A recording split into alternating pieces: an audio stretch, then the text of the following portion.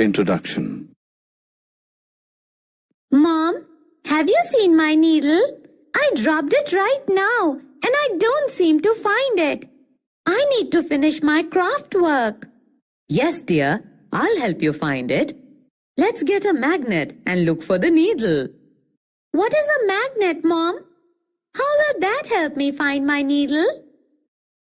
Children, in this lesson, we will learn about magnets and their properties.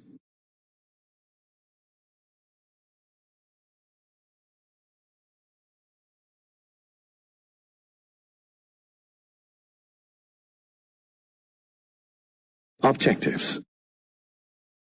At the end of this lesson, you'll be able to identify magnetic and non-magnetic materials, describe the poles of magnets, identify the role magnets play in finding directions, explain the property of attraction and repulsion between magnets. History of magnets. There is a popular legend that leads us to the discovery of magnets, which involves an elderly Greek shepherd named Magnus. It says that Magnus was herding his sheep in an area of northern Greece called Magnesia about 4,000 years ago. Suddenly, the metal tip of his stick became firmly stuck to a large black rock on which he was sitting. To find the source of attraction, he dug up the earth to find magnetite, a natural magnetic material. This type of rock was subsequently named magnetite, which was named after Magnus himself. Origin of magnets. Magnetite is a natural magnet and contains iron. In the later days, this was more widely known as a magnet. A magnet is a substance that has the power of attracting iron. Magnets can also be made artificially. However, the process of making artificial magnets is a recent discovery. Artificial magnets come in different shapes, for example, bar magnet, horseshoe magnet, etc. Self-assessment. Click the correct option. Great work!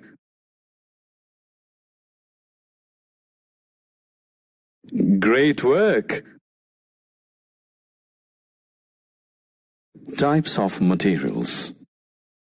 Now let us look at the types of materials. Materials that are attracted by magnets are called magnetic materials. For example, screws, nuts, bolts are magnetic materials. Materials that are not attracted by magnets are called non-magnetic materials. For example, wool, cloth, bricks are non-magnetic materials. Self-assessment. Drag the magnetic and non-magnetic materials in the respective boxes. Nice job!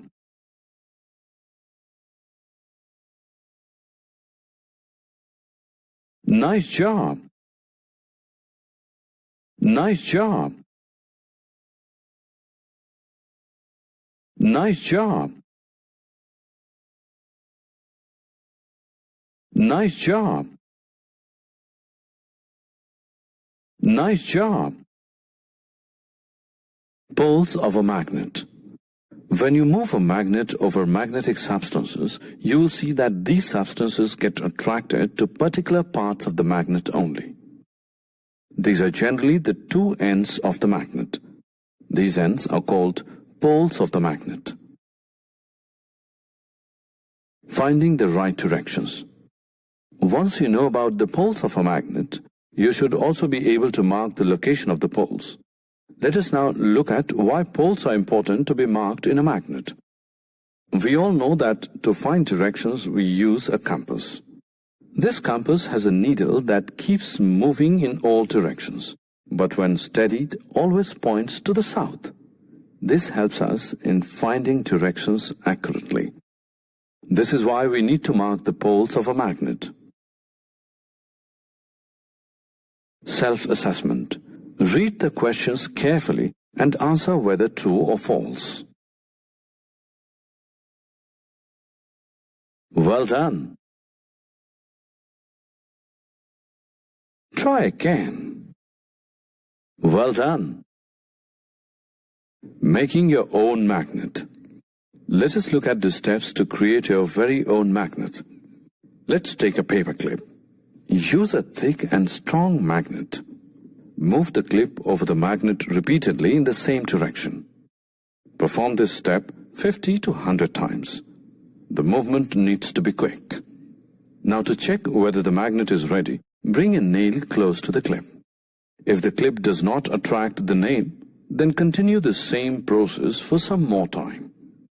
Keep in mind that the pole of the magnet and the direction of its movement should not change. Attraction and repulsion. Now that you know about poles of a magnet, let us look at the attraction and repulsion properties too. In the case of magnets, when the south pole comes in contact with the north pole, these get attracted to each other. This is better known as opposite poles attracting each other. Similarly, when the south pole comes in contact with another south pole of a magnet, they do not attract each other. In fact, they repel each other. This is better known as similar poles repelling each other. Taking care of magnets. We are now aware of the attraction and repulsion properties of a magnet.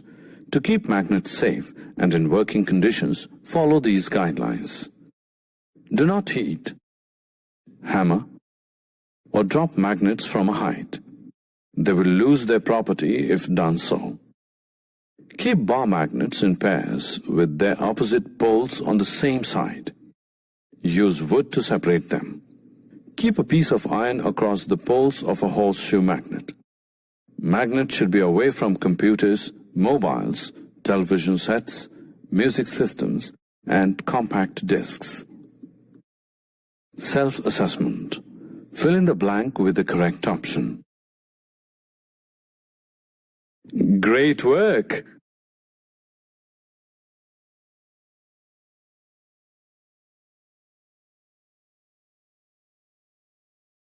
Think again.